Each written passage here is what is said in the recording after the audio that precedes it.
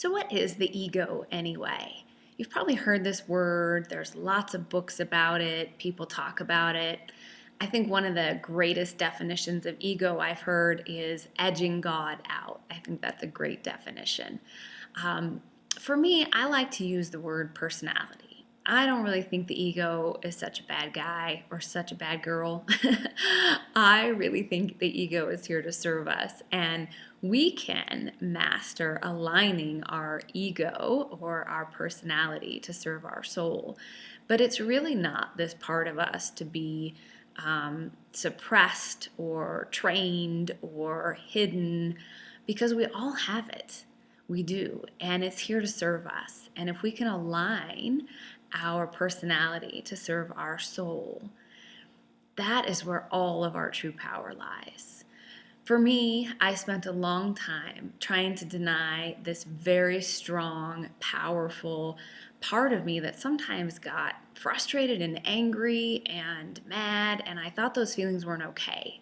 And when I discovered what a ego was, I thought, well, I have to suppress that thing. I have to get that thing under control. And what I realized is you can't fight the ego that way.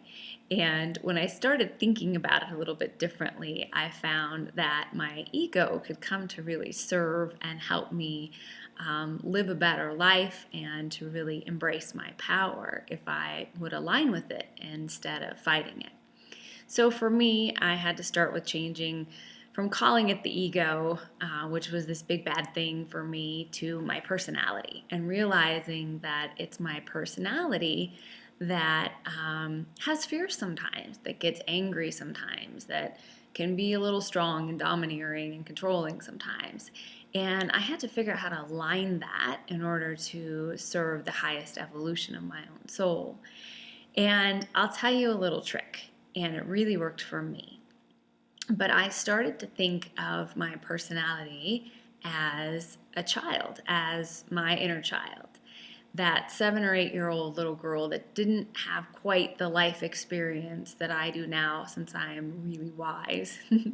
um, but that was scared sometimes, and that got angry sometimes, and didn't know how to use her words sometimes in order to explain how she felt or how to work through a difficult situation. And so I stopped calling it my ego. I started calling it my personality. I realized that if I aligned it to my soul, I had a lot more power there. And then I started embracing it and being a lot more gentle and thinking of it as kind of my inner child. And sometimes I would find myself getting really angry and frustrated and almost having a conversation with that inner child and just reminding her that she's safe, that she's secure, that she doesn't have to force anything, that she's perfect the way she is, that she's whole the way she is, and that everything was going to be okay. And I would just sit there sometimes and let my personality be frustrated or angry or scared, and I would just embrace it like you would a child. And within a few moments, I realized that my whole body would just soften. My heart would open, my spirit would come out, and I could really align and connect my personality with my soul.